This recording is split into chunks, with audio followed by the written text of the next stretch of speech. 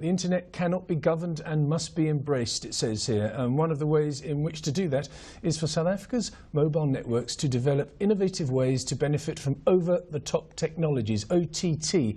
This is according to the Wi-Fi Forum of South Africa. But what will happen if the networks choose not to adapt? Joining us now in the studio in Joburg to talk more about this is Raj Wanniappa, Deputy Chair of the Wi-Fi Forum of SA. Raj, you're going to have to start very, very slowly with somebody like me. I'm a numbskull when it comes to this sort of thing. Tell me about OTT first of all. Exactly, and that's why actually the Wi-Fi Forum believes that regulation is first of all not desired, and secondly almost impossible, because how do you define what is meant by OTT, which stands for over the top? Essentially it's any service that's delivered on top of the network. The focus thus far has been on apps such as WhatsApp, Skype, YouTube, and Netflix, which are kind of the ones that we're all familiar with. But what about basic search? When you go into browser and search, that's a service that's delivered on top of an ICT network. So one of the biggest issues in this debate really is defining what is OTT, and it's similar to road infrastructure. Roads have been built.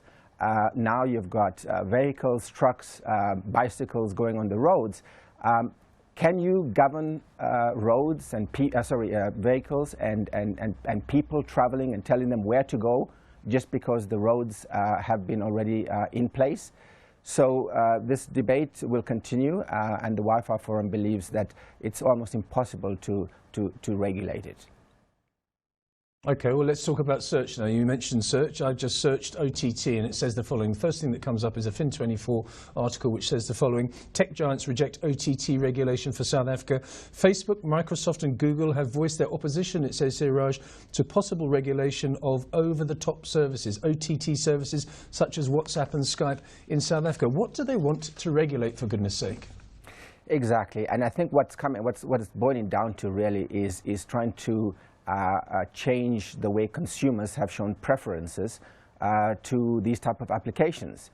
I think service providers in the past have been very proudly announcing figures such as 50 million users, 20 million users in each country, or subscribers, whereas the latest Facebook results indicated that they have over 1.6 billion users throughout the world. WhatsApp has just passed the 1 billion mark. So really the fight is about what is the consumer preference. And consumer preference at the moment is on these productive, user-friendly apps such as WhatsApp and Skype, and not at the level of the network service provider, which it used to be 10 years ago, and your choice of network provider was important. Today, you want to use the apps that are convenient, that many of your customers and your friends use, and these are the apps. So at the end of the day, the debate really is about what consumers want and what they prefer, and they are preferring the OTT type applications versus the basic network that's been provided by the service providers. And yes, there is a revenue game also coming to play, but what's required is for the service providers to be more innovative. Create the next WhatsApp, create the next WeChat, create the next YouTube locally for local content. And focus on that versus trying to actually regulate at an international level things that happen. Now you've seen some. Raj, I'm sorry, we're going to have to leave it there, but we're going to follow this one up. And I hope that one thing, that the Portfolio Committee on Telecommunications and Postal Services will be listening to your wise words. Thanks very much for your time this morning. That was Raj Wanniappa, Deputy Chair of the Wi-Fi Forum of South Africa.